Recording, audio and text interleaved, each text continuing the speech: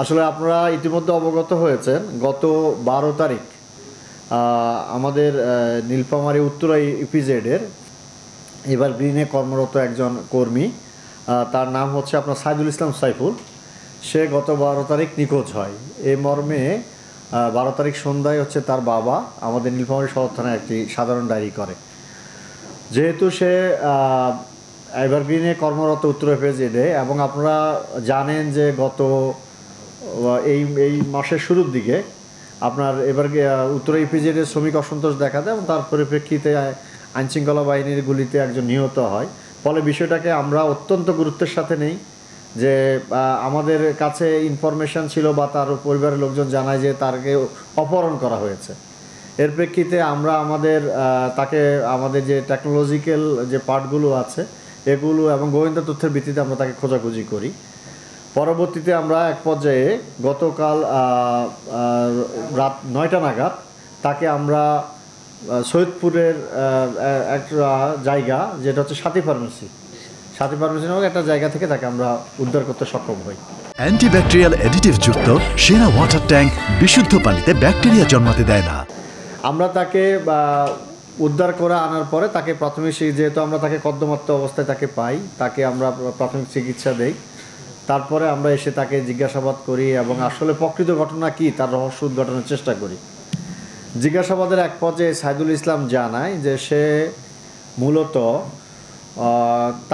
সে এবং আরও কয়েকজন মিলে অজ্ঞাতনামা, সে আসলে অনেকেরই নাম বলেনি, আমরা জিজ্ঞাসাবাদ এখনও অব্যাহত আছে। সে মূলত হচ্ছে এই শ্রমিক অসন্তোষকে কাজে লাগিয়ে একটা নাটক সাজানোর চেষ্টা করে তারা।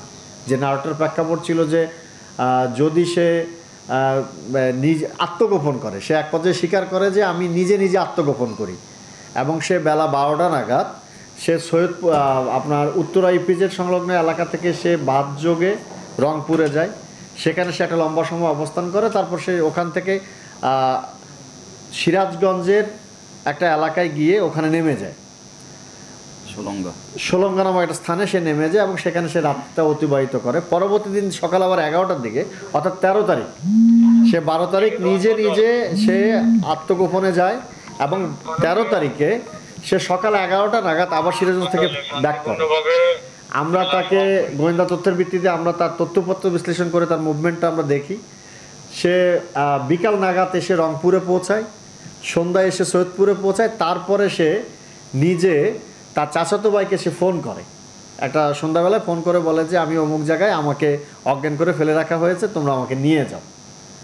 তো এরপরেই আমরা তাকে নিয়ে আসি ওখান থেকে। আমরা ওখানে নিয়ে আসার পরে তাকে যখন জিজ্ঞাসাবাদ করি তখন সে বলে যে মূলত তার উদ্দেশ্য ছিল পূর্বের যে অসন্তোষ, এই অসন্তোষটাকে পুঁজি করে একটা নাটক তৈরি করে ইপিজেড কর্তৃপক্ষের কাছ থেকে একটা টাকা আদায়, মানে যেটাকে হচ্ছে আমরা মুক্তিপণ বলে থাকি, চাঁদা আদায়ের জন্য। এটার জন্য সে আবার ইপিজেডের ওই এভারগ্রিনের যে সিকিউরিটি, তাকে ফোনও করা হয়েছে, নয়ন মিয়াকে ফোন করে 2 লক্ষ টাকা দাবি করে এবং তারপরে ওই যে নাম্বারে টাকা দিতে বলে ওই নাম্বারের যথাযথতা যাচাইয়ের জন্য 5,000 টাকা ওরা ক্যাশিনও করে।